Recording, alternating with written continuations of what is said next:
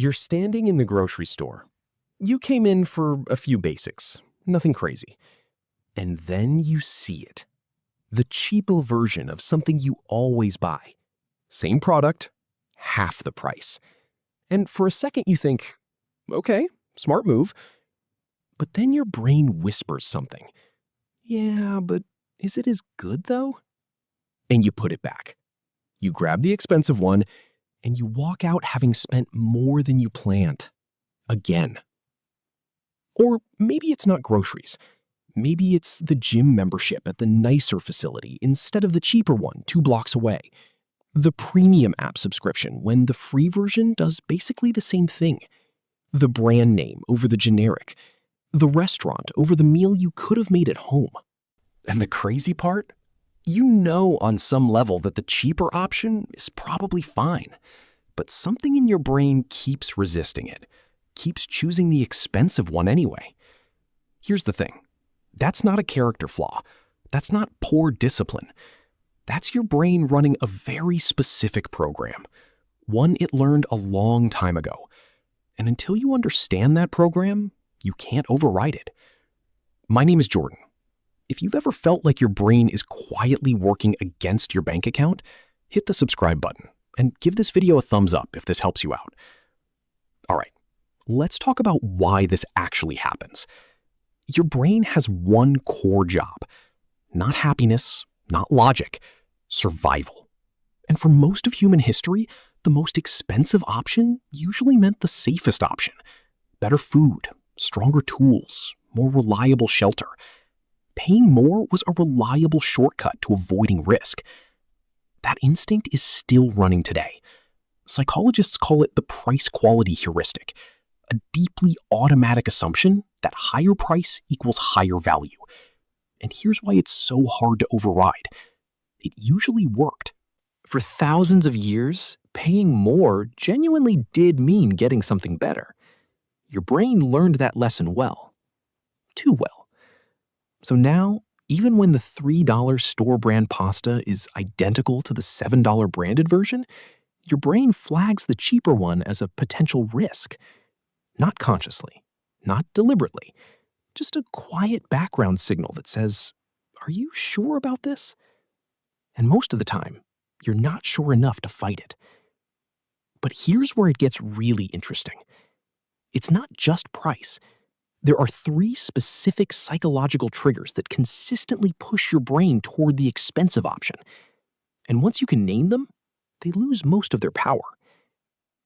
The first trigger is status signaling. Humans are deeply social, and for most of our history, what you owned communicated your position in the group. That wiring hasn't changed. Choosing the premium option still activates a subtle sense of identity.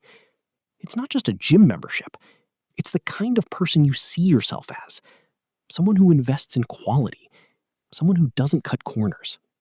And the cheaper option feels like a quiet statement about yourself that you don't actually want to make. The second trigger is loss aversion. Your brain weighs potential losses roughly twice as heavily as equivalent gains. So when you consider the cheaper option, your brain immediately starts calculating what you might lose. What if it breaks faster? What if it tastes worse? What if it makes me look cheap? The potential downside feels disproportionately large, even when the actual risk is tiny. The third trigger is effort justification. When something costs more, your brain works harder to find reasons it was worth it, and then it remembers those reasons.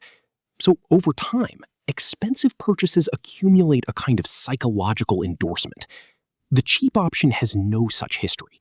It feels unproven, risky, unknown. Now, none of this means you should always choose the cheapest option. That's not the point. The point is that right now, your brain is making these decisions largely on autopilot, driven by triggers rather than actual value. So how do you interrupt that? The first method is what I call the blind value test. Before buying anything, ask one question.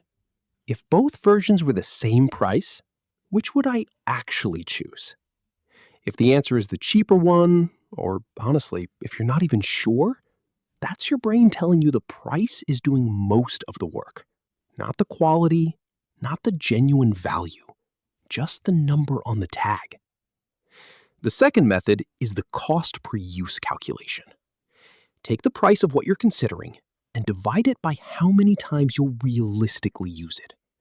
A $120 gym membership you use twice a month is $60 per visit. A $40 membership you use 12 times a month is $3.33 per visit. Suddenly, the expensive option looks very different. This calculation forces your brain out of abstract status thinking and into concrete reality. The third method is the 48-hour identity reset. When you feel pulled toward the more expensive option for reasons you can't fully explain, wait 48 hours. Not to talk yourself out of it, just to let the emotional signal fade. Because most of the time, the pull toward the expensive option is loudest in the moment. 2 days later, the logic becomes much clearer. Here's what changed when I started applying these methods. I stopped upgrading things that were already working. I stopped paying for brand names when the generic version was genuinely identical. I stopped choosing expensive options as a way of avoiding the uncomfortable feeling that I might be making a mistake. And the result? Not a worse life, not a sense of deprivation, just money staying in my account instead of leaking out through hundreds of small decisions driven by an ancient program that was never designed for a grocery store. Because here's the truth most people never figure out. Your brain isn't trying to make you broke. It's trying to keep you safe. It's just using very old logic in a very modern world.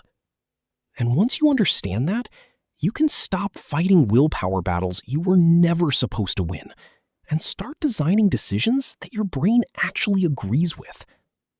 If this helped, hit subscribe. And I'm curious, which of these 3 triggers hits you the hardest? Status, loss aversion, or effort justification? Drop it in the comments.